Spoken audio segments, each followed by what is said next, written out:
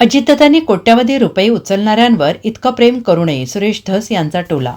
धनंजय मुंडे पालकमंत्री असताना अनेक बोगस बिलं उचलण्यात आली. आता मी उद्या या बोगस बिलांची तक्रार उपमुख्यमंत्री आणि बीडचे पालकमंत्री अजित पवारांकडे करणार आहे, असे विधान भाजप आमदार सुरेश धस यांनी केलं आहे. अजित पवारांनी एखाद्यावर एवढंही प्रेम करू नये असा टोला सुरेश धस यांनी लगावला. सुरेश धस यांनी पत्रकार परिषद घेतली. या पत्रकार परिषदेत त्यांनी मंत्री धनंजय मुंडे यांच्यावर गंभीर आरोप केले. एकूण 73 कोटी 36 कोटी बोगस बिलं दाखवून उचललेली आहेत. एवढी बोगस बिलं राज्यातील कोणत्याही एका मतदारसंघात उचलली गेली नसतील. मी 5व्या टर्मचा आमदार आहे. मी असा उद्योग माझ्या राजकीय जीवनात केला नाही. हा उद्योग पालकमंत्री आणि तत्कालीन सामाजिक न्याय मंत्र्यांच्या कालावधीत 2021 ते 2023 मध्ये एकट्या अंबाजोगाईत झाला आहे, असं सुरेश धस यांनी म्हटलं आहे.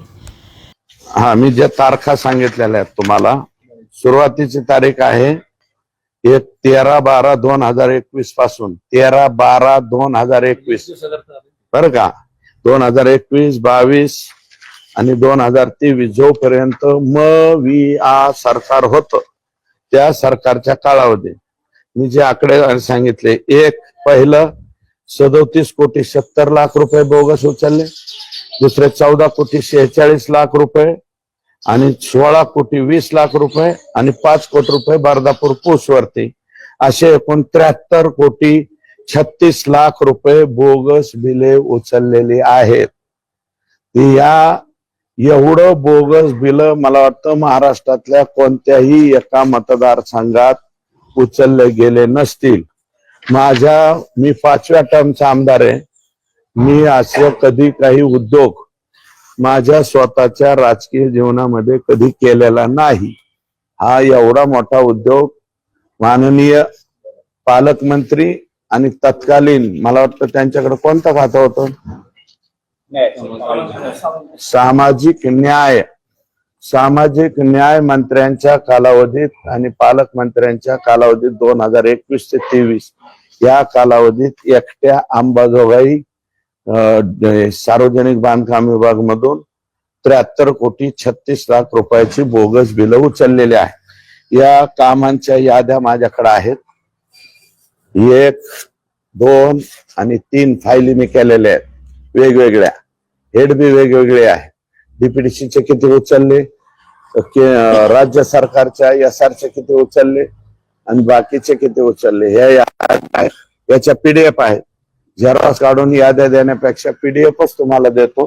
तुमचे नंबर द्या आणि ते आपल्या आपल्या ब्लॉक वरती टाका तुमच्या मीडियाच्या, आणि मीडियाला सुद्धा खाली जाऊ द्या आणि परळी मतदारसंघातल्या सुज्ञ जनतेला सुद्धा पाहू द्या.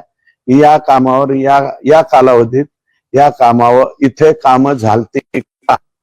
1 रुपयाचं सुद्धा काम न करता ही सगळी बोगस बिलं या ठिकाणी उचलण्यात आलेली आहे.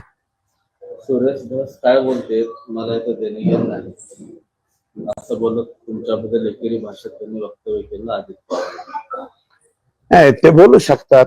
अजित दादा हे 7 वेळा उपमुख्यमंत्री राहिलेले, माझे सुद्धा काही काळ ते नेते राहिलेले.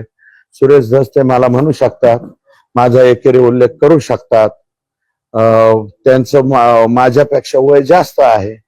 अजित दादाचं समथिंग 65च्या आसपास वय आहे. माझं 54च वय आहे. मी लहान माणूस आहे, त्याच्यामुळं मला एकेरी उल्लेख केला काय, अरे तुरे बोलले काय किंवा जास्त जोरात बोलले काय, त्याचं मला काही वाटत नाही. मी त्यांच्या बरोबर असताना बोललेले. मी सांगतो ना, अजित दादा रागारागात बोलतात पण नंतर मात्र प्रेम करतात, त्याच्यामुळे अडचण नाही. पण एवढं प्रेम करू नये दादांनी 63 कोटी उचलणाऱ्यांवर, अशी माझी विनंती हो. Bureau report, SBN Marathi, Beed.